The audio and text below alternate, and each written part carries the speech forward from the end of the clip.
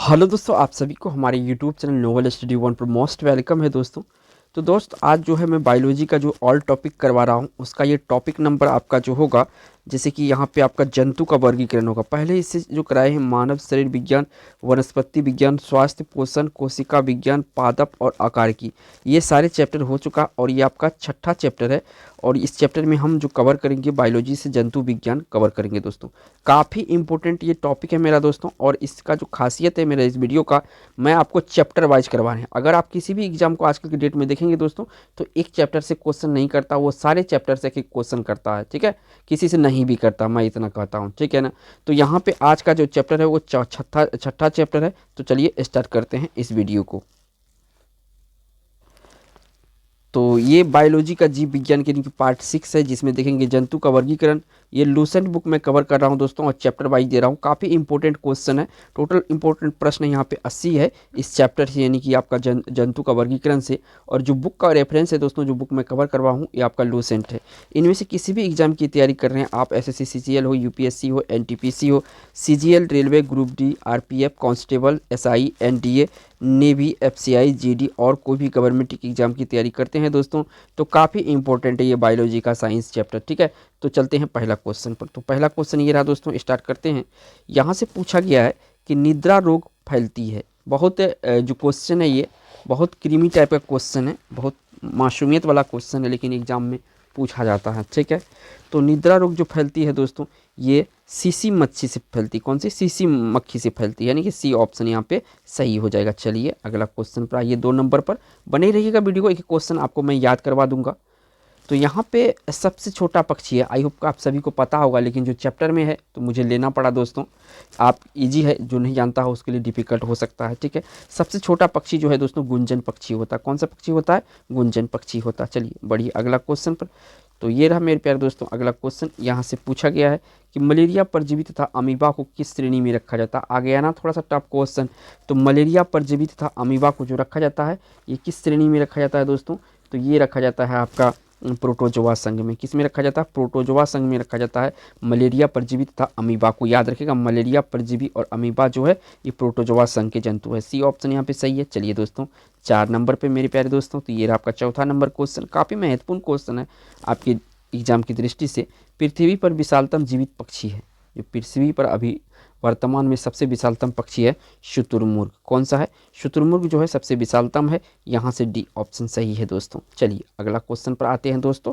तो ये रहा आपका अगला क्वेश्चन 5 नंबर का। तो ये रहा दोस्तों 5 नंबर का, निम्न में से किसकी आकृति निश्चित नहीं होती है। देखिए निश्चित आकृति इनमें से किस जीव का नहीं होती है?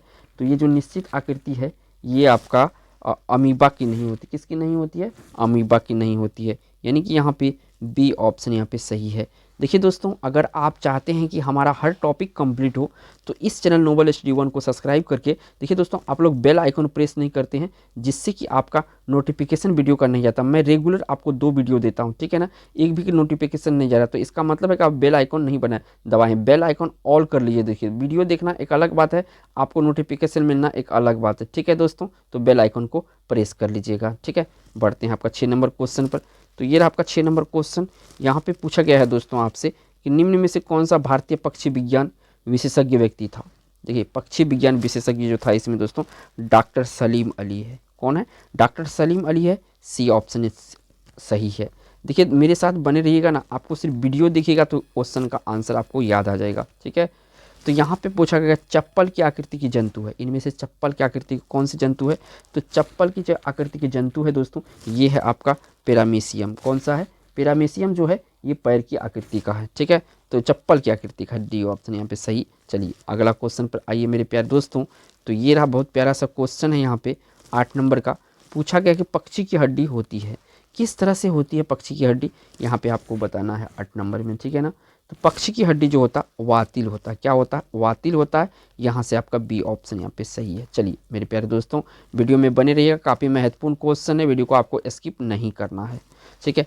अमीबा का प्रचलन अंग है। अमीबा का प्रचलन अंग है, यानी अमीबा जो चलता है ये किससे चलता है? तो अमीबा जो है दोस्तों ये चलता है आपका किससे? तो ये चलता है आपका कूटपाद से। किससे चलता है? कूटपाद से चलता है। चलिए दोस्तों अगला क्वेश्चन पर आते हैं। तो अगला क्वेश्चन ये रहा दोस्तों, और इसमें जो पूछा गया है 10 नंबर में कि सर्प में मध्य कर्ण नहीं होता है, ये ध्वनि ग्रहण करते हैं। इसमें मध्य कर्ण जो होता है नहीं होता, ध्वनि कहाँ से ग्रहण करते हैं? तो ये ध्वनि जो ग्रहण करते हैं ये त्वचा से करते हैं। किससे करते हैं? त्वचा से करते हैं, ठीक है। यानी कि ए ऑप्शन इस क्वेश्चन का राइट आंसर है, ठीक है। ध्वनि नहीं सुनाई, इसको त्वचा से देता है। चलिए अगला क्वेश्चन पर आइए प्यारे दोस्तों।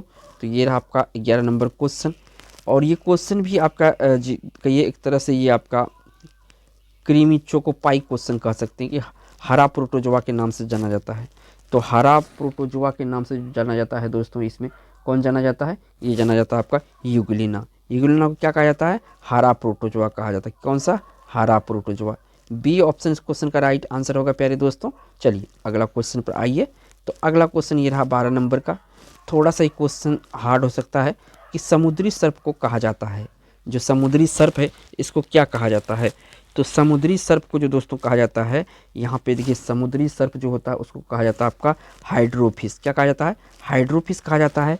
यानी कि आपका यहाँ पे ए ऑप्शन इस क्वेश्चन का राइट आंसर है। चलिए दोस्तों अगला क्वेश्चन पर आ जाइए। अगला क्वेश्चन ये रहा आपका 13 नंबर का। यहाँ पे पूछा गया है कि पौधे और जंतु के बीच योजक कड़ी के रूप में जाना जाता है। पौधे और जंतु के बीच योजक कड़ी के रूप में जाना जाता है।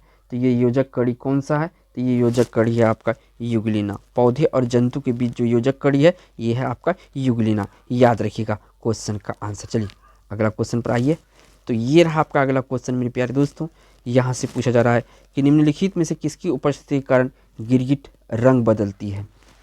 तो देखिए गिरगिट में जो रंग बदलने का कारण है ये वर्निकी लवक होता है। इसमें क्या होता है? वर्निकी लवक होता है। इसी के कारण से ये 1 मिनट में बहुतों बार रंग बदल सकती है। चलिए अगला क्वेश्चन पर आइए। अगला क्वेश्चन ये रहा आपका 5 नंबर का, 15 नंबर का। यहाँ से पूछा गया है कि मनुष्य के शरीर में एंट अमीबा के लिए हिस्टोलिका कहाँ पाया जाता है? एंट अमीबा के लिए हिस्टोलिका मनुष्य के शरीर में कहाँ पे पाया जाता है? तो मनुष्य के शरीर में ये पाया जाता है आंत में। कहाँ पे पाया जाता है? आंत में। याद रखिएगा कहाँ पे? आंत में, ठीक है। चलिए तो चलिए अगला क्वेश्चन आ गया। ये रहा आपका, देखिए कितना चोकोपाई क्वेश्चन है ये आपके लिए। उड़न छिपकली है। देखिए उड़न छिपकली इनमें से क्या है? तो उड़न छिपकली है ड्रैको। क्या है? ड्रैको एक प्रकार का क्या है? उड़न छिपकली है। तो यानी सी ऑप्शन चाहिए। चलिए अगला क्वेश्चन पर आइए। अगला क्वेश्चन ये रहा दोस्तों, और यहाँ से पूछा जा रहा है आपसे 17 नंबर में, पेचिस के लिए उत्तरदायी प्रोटोजोआ है। जो पेचिस होता है मनुष्य को बीमारी, उसके लिए उत्तरदायी प्रोटोजोआ कौन सा है? एंट अमीबा। एंट अमीबा जो होता है पेचिस के लिए उत्तरदायी होता है मानव शरीर में। बढ़ते हैं अगला क्वेश्चन पर। तो अगला क्वेश्चन ये रहा प्यारे दोस्तों, और ये देखिए क्वेश्चन कितना खतरनाक है, नाम से ही पता चलता है विषैली छिपकली। अब छिपकली भी विषैली होती है, ठीक है। आपको चुनना है। तो छिपकली जो विषैली होती है वो होता है हीलोडर्मा। कौन सा? हीलोडर्मा छिपकली विषैली होती है। यानी ये ऑप्शन यहाँ पे सही है। चलिए अगला क्वेश्चन पर आ जाइए मेरे प्यारे दोस्तों। 19 नंबर का क्वेश्चन ये रहा। 19 नंबर पे आगे, मलेरिया बुखार पैदा करने वाला प्रोटोजोआ है। मलेरिया बुखार जो पैदा करता है वो कौन सा प्रोटोजोआ है? वो प्रोटोजोआ है आपका प्लाज्मोडियम। प्लाज्मोडियम होता है ये मलेरिया का वाहक होता है, ठीक है। ये ऑप्शन यहाँ पे सही है। चलिए अगला क्वेश्चन पर आ जाइए। अगला क्वेश्चन ये रहा दोस्तों, डायनासोर थे। डायनासोर क्या थे? चलिए अच्छा क्वेश्चन है, चोकोपाई क्वेश्चन कहेंगे इसको। तो चोकोपाई क्वेश्चन जो है आपका, डायनासोर थे। तो डायनासोर जो थे दोस्तों मोसोजोइक सरीसृप थे। कौन थे? मोसोजोजोइक सरीसृप थे, ठीक है। याद रखिएगा, ठीक है। चलिए अगला क्वेश्चन पर आइए मेरे प्यारे दोस्तों, 21 नंबर का। चलिए वीडियो में बोर हो रहे हैं दोस्तों, थोड़ा सा रुक जाइए और फिर आगे देखिए, मज़ा आएगा। कालाजार उत्पन्न करने वाला प्रोटोजोआ है। इनमें से कालाजार जो उत्पन्न करता है ये कौन सा प्रोटोजोआ है? तो कालाजार उत्पन्न करने वाला जो प्रोटोजोआ है लिस्मेनिया है। कौन सा है? लिस्मेनिया है। यानी बी ऑप्शन इस क्वेश्चन का राइट आंसर हो। कौन सा? B option. चलिए अगला क्वेश्चन पर आ जाइए प्यारे दोस्तों। तो अगला क्वेश्चन ये रहा आपका 22 नंबर का, और ये भी आपका एक चोकोपाई क्वेश्चन है। पहला कुलीन पशु डॉली कौन सा पशु था? चोकोपाई क्वेश्चन का मतलब है एक बार में आपका आंसर याद होगा, ठीक है। तो देखिए पहला क्लोन पशु डॉली का जो पशु था ये होता है भेड़। कौन सा? भेड़। क्लोन पशु डॉली, ठीक है, भेड़ था। चलिए अगला क्वेश्चन आ जाइए। अगला क्वेश्चन ये रहा दोस्तों, और ये भी आपका चोकोपाई क्वेश्चन है। निद्रा रोग पैदा करता है, जो निद्रा रोग है वो पैदा करता है। तो निद्रा रोग जो दोस्तों ट्राइकोमोनास पैदा करता है। कौन? ट्राइकोमोनास जो होता है निद्रा रोग पैदा करता है। काफ़ी महत्वपूर्ण क्वेश्चन है ये चोकोपाई वाला जो है। चलिए बढ़िएगा अगला क्वेश्चन पर। अगला क्वेश्चन ये रहा आपका 24 नंबर का ये भी आपका चोकोपाई क्वेश्चन है, ठीक है। घोंसला बनाने वाली एकमात्र सांप है। अब सांप भी घोंसला बनाता, हाँ जी बनाता है। ये है किंग कोबरा, एकमात्र सर्प है या सांप है जो कि अपना घोंसला बनाता है, किंग कोबरा। चलिए डी ऑप्शन सही है। बढ़िए अगला क्वेश्चन पर। तो ये रहा क्वेश्चन, थोड़ा सा बड़ा है। मनुष्य की आंत में रहने वाला एक कोशिकीय अरोगजनक परजीवी प्रोटोजोआ है। मनुष्य के आंत में रहने वाला एक कोशिकीय अरोगजनक परजीवी प्रोटोजोआ है। तो ये कौन सा है? तो ये है आपका इकोलाई। कौन सा है? इकोलाई है, सी ऑप्शन सही है। ये लाभदायक वाला है। चलिए अगला क्वेश्चन पर आ जाइए प्यारे दोस्तों, 26 नंबर का। यहाँ से पूछा गया कि निम्न में से कौन सा विषैला सर्प नहीं है।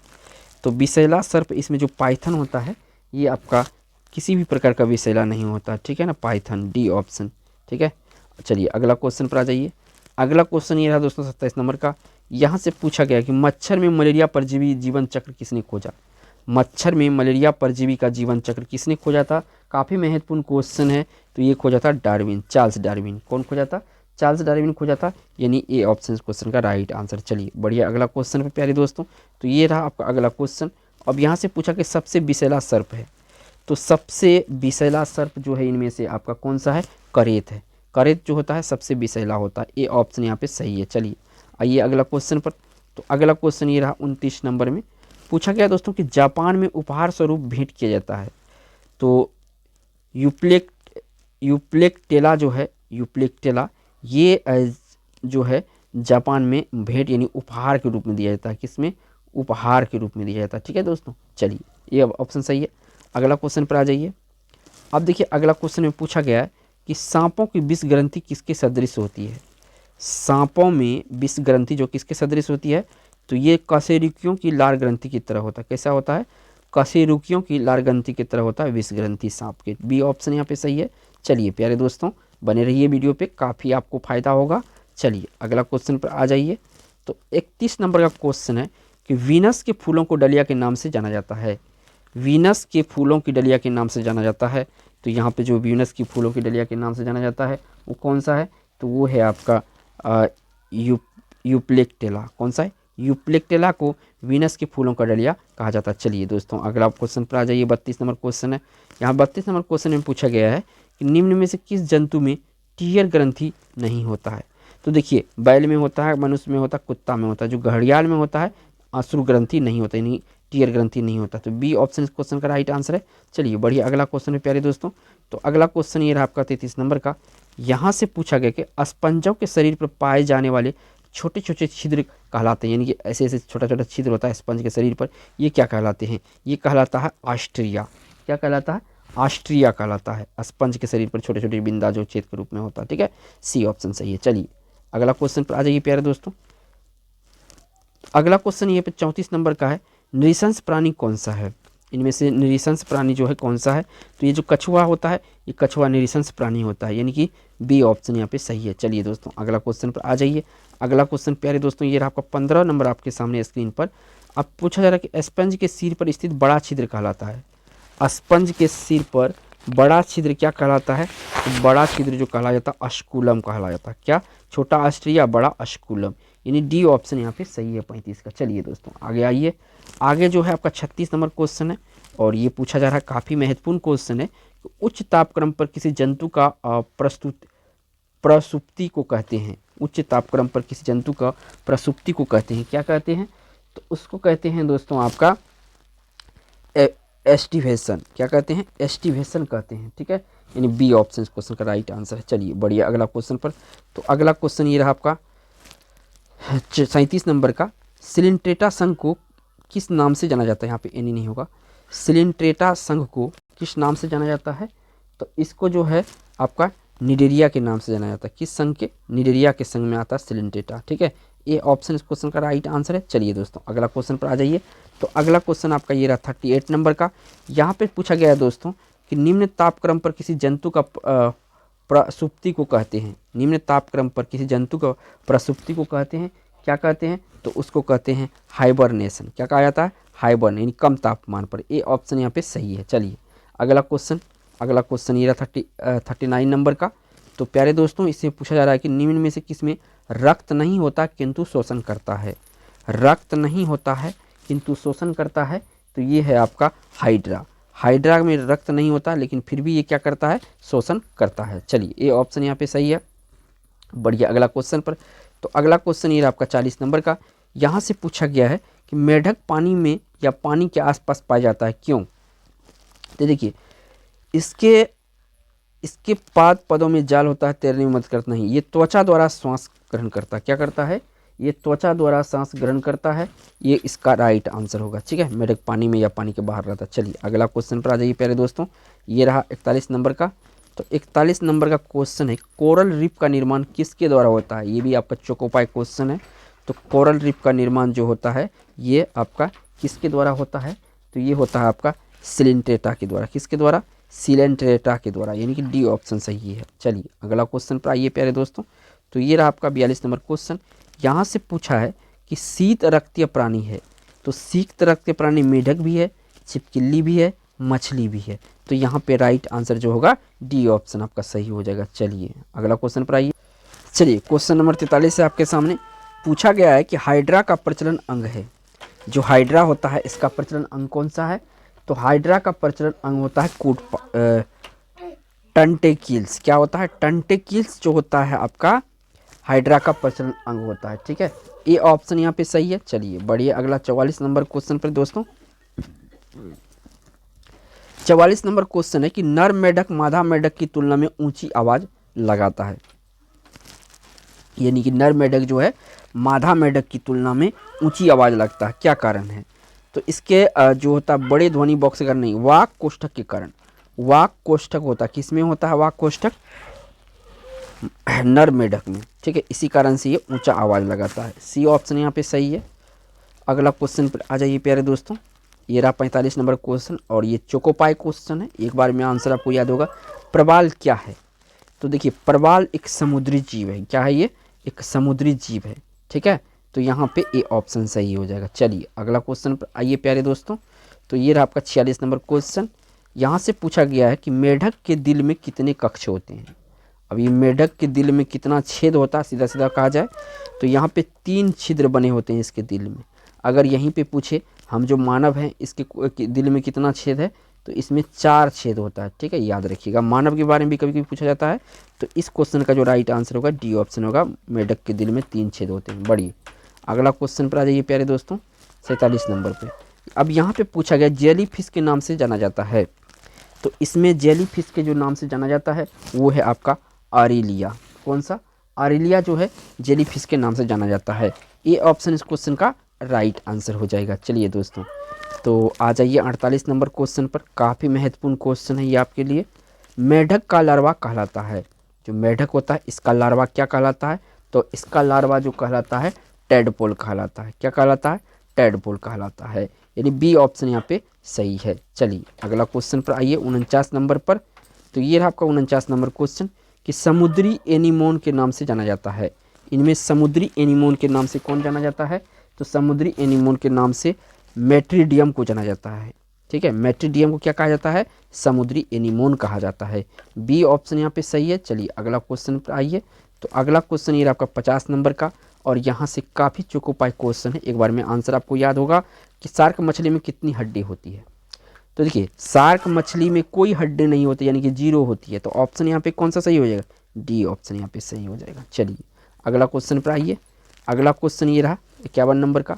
यहाँ पे पूछा है पुर्तगीज मैन ऑफ वार के नाम से जाना जाता है। यानी कि पुर्तगाल का वारमैन के नाम से इसमें कौन जाना जाता है? तो ये जाना जाता है आपका फाइसेलिया को। फाइसेलिया को पुर्तगीज मैन ऑफ वार कहा जाता है। काफ़ी महत्वपूर्ण क्वेश्चन है, बड़े लेवल के एग्जाम में कितना बार ये पूछ चुका है। चलिए अगला क्वेश्चन पर आइए। अगला क्वेश्चन ये रहा 52 नंबर का। यहाँ पे पूछा गया है दोस्तों कि जल से बाहर निकल जाने पर मछली मर जाती है, क्यों मर जाती है मछली जल से निकलने पर? तो ये सांस नहीं ले पाती है। अब देखिए मछली पानी के अंदर भी सांस नहीं ले सकती है, पानी के बाहर नहीं ले सकती है, तो कहाँ लेगी? तो जब भी मछली को सांस लेना होता है वो पानी से थोड़ा ऊपर आता है। तो इस क्वेश्चन का यहाँ पे ए ऑप्शन सही है। चलिए अगला क्वेश्चन पर आ जाइए। अगला क्वेश्चन ये रहा आपका 53 नंबर का। यहाँ पे पूछा है अमृतत्व का गुण पाया जाता है, यानी कि कभी मरता ही नहीं है। तो अमृतत्व का गुण जो पाया जाता है दोस्तों किस में होता है? तो ये आपका हाइड्रा में होता है। हाइड्रा का गुण होता है अमृत, यानी एक कह सकते हैं ये अमृत पी के आया है। ठीक है, डी ऑप्शन सही है। चलिए अगला क्वेश्चन पर आ जाइए। अगला क्वेश्चन ये आपका 54 नंबर का, काफ़ी महत्वपूर्ण क्वेश्चन है। चोकोपाय है, मच्छरों के नियंत्रण हेतु प्रयोग होने वाले कीट भक्षी मछली है। तो ये है आपका गेम्बोसिया। जो कुएं तालाब वगैरह होता है वहाँ पे मच्छर को कंट्रोल करने के लिए गेम्बोसिया मछली डाल दिया जाता है, ताकि सारे मच्छर को ये गायब कर देगा। ये ऑप्शन इस क्वेश्चन का राइट आंसर होगा। चलिए अगला क्वेश्चन पर आ जाइए प्यारे दोस्तों। तो अगला क्वेश्चन ये रहा 55 नंबर का। यहाँ पे पूछा गया चिपटे कृमियों को किस संघ के अंतर्गत रखा जाता है। जो चिपटा कृमि होता है उसको किस संघ के अंतर्गत रखा जाता है, तो उसको रखा जाता है दोस्तों आपका प्लेटी हेल्थ मिनीज के संघ के, प्लेटी हेल्थ मिनीज के संघ के अंतर्गत रखा जाता है चपटे कृमि। कौन सा कृमि? चपटे कृमि। ठीक है, याद रखिएगा, इंपॉर्टेंट है। चलिए अगला क्वेश्चन आ जाइए। अगला क्वेश्चन यहाँ पे पूछा गया और ये भी आपका चोकोपाई क्वेश्चन है कि सबसे विषैली मछली है। अब देखिए मछली भी विषैली होती है, ठीक है, होती है। सबसे जो विषैली मछली होता है, जहरीला होता है, ये पाषाण मछली होता है। इसको खाने से आदमी मर जाता है। ठीक है, सी ऑप्शन इस क्वेश्चन का राइट आंसर है। चलिए बढ़िए अगला क्वेश्चन पर। तो अगला क्वेश्चन ये रहा दोस्तों 57 नंबर का। यहाँ पे पूछा फीता कृमि किस संघ के एक महत्वपूर्ण प्राणी है। तो फीता कृमि जो है ये आपका प्लेटी हेल्थ मिनीज संघ का एक प्राणी है। फीता कृमि कौन सा? प्लेटी हेल्थ मिनीज। बी ऑप्शन यहाँ पे सही है। चलिए अगला क्वेश्चन पर आइए। तो अगला क्वेश्चन ये रहा 58 नंबर का। यहाँ से पूछा गया कि सागर में किस जीव की संख्या सर्वाधिक है। फटाक से आंसर कर देंगे, ये भी चोकोपाई आंसर है। तो देखिए सभी जीवों में सबसे ज़्यादा जो संख्या होता है मछली का होता है। कहीं पे भी पानी देख लीजिए, ज़्यादा दिन तक लगे होते हैं उसमें मछली तुरंत निकल आते हैं। सी ऑप्शन यहाँ पे सही है। चलिए बढ़िए अगला क्वेश्चन पर। तो अगला क्वेश्चन ये रहा 59 नंबर का, काफ़ी महत्वपूर्ण क्वेश्चन है कि निम्न में से कौन सा मानव मात्र के लिए उपयोगी नहीं है। तो देखिए मानव मात्र के लिए उपयोगी नहीं है। रेशम कीट उपयोगी है, मधुमक्खी भी उपयोगी क्योंकि हम लोग इसका शहद इस्तेमाल करते हैं। केंचुआ भी जो है खेतों के लिए काफ़ी लाभदायक होता है। चलिए तो यहाँ पे फीता कृमि जो है मानव के लिए उपयोग में नहीं है, तो ए ऑप्शन यहाँ पे सही है। चलिए अगला क्वेश्चन पर आइए प्यारे दोस्तों। तो अगला क्वेश्चन ये रहा आपका 60 नंबर का। यहाँ से पूछा गया कि निम्न में से कौन सा एक मीन है। मीन मीन्स मछली है। तो इनमें जो दोस्तों जो आपका मछली है वो कौन सा है, तो ये है फ्लाइंग फिश। जो फ्लाइंग फिश है एक प्रकार का मछली है। ठीक है, ये ऑप्शन सही है। चलिए अगला आ जाइए। अगला ये रहा आपका 61 नंबर का क्वेश्चन। अब यहाँ पे 61 नंबर का क्वेश्चन में पूछा गया कि निम्न में से किसके अधपके मांस खाने से फीता कृमि मनुष्य की आंत में पहुँचता है। तो देखिए फीता कृमि सूअर के मांस खाने से होता है। अधपका मांस अगर सूअर का खाएंगे तो आपको क्या हो जाएगा, फीता कृमि हो जाएगा। बी ऑप्शन यहाँ पे सही है। चलिए अगला क्वेश्चन पर आइए। अगला क्वेश्चन ये रहा आपका 62 नंबर का। इसमें पूछा गया निम्न में से कौन वास्तविक मछली है। तो वास्तविक मछली जो है इसमें कौन सा है, तो ये आपका वास्तविक मछली है जो है ये है आपका फ्लाइंग फिश। फ्लाइंग फिश क्या है, ये आपका वास्तविक मछली है। कौन सा मछली है, वास्तविक मछली है। सी ऑप्शन यहाँ पे सही है। चलिए अगला क्वेश्चन पर आ जाइए।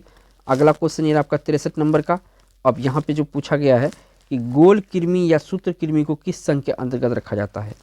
गोल कृमि या सूत्र कृमि को किस संघ के अंतर्गत रखा जाता है, तो इसको जो संघ के अंतर्गत रखा जाता है वो है आपका कौन सा, नीमे हेल्थ मिनीज। नीमे हेल्थ मिनीज के अंतर्गत रखा जाता है गोल कृमि को। देखिए याद रखिएगा, इस क्वेश्चन पूछा जाता है। चलिए अगला क्वेश्चन पर आ जाइए। अगला क्वेश्चन 64 नंबर का है और यहाँ पे पूछा गया है कि समुद्री घोड़ा किस वर्ग का उदाहरण है।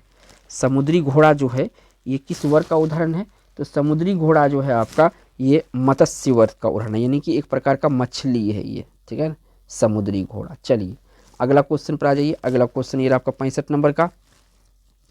पूछा गया है कि एस्केरिस द्वारा मनुष्य में कौन सा रोग उत्पन्न होता है। जो एस्केरिस है के द्वारा मनुष्य में कौन सा रोग उत्पन्न होता है, तो एस्केरिस के द्वारा जो मनुष्य में आपका एस्केरियसिस होता है। क्या होता है, एस्केरियसिस होता है। डी ऑप्शन सही है। चलिए अगला क्वेश्चन पर आ जाइए। अगला क्वेश्चन ये आपका 66 नंबर का। इसमें पूछा जा रहा है दोस्तों कि निम्न में से कौन सी मछली नहीं है। तो यहाँ पे जो मछली नहीं है वो आप बताना है।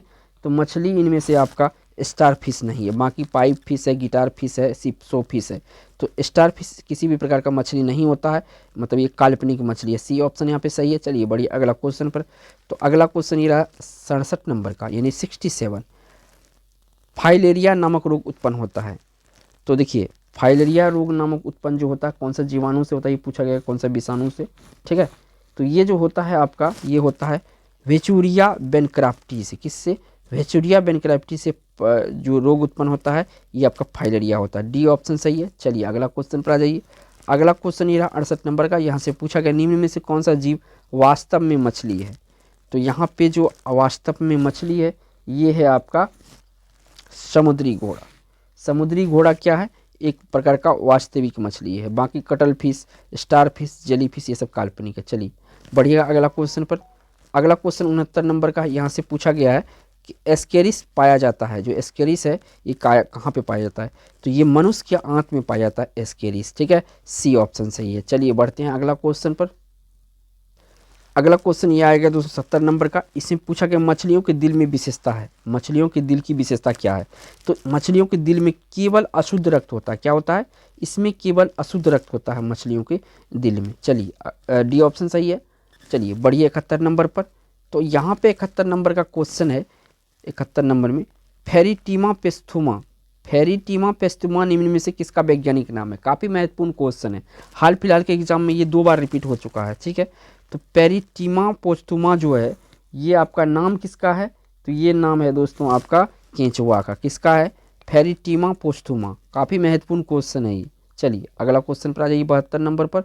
तो 72 नंबर का क्वेश्चन है, 72 नंबर का ये आ चुका है।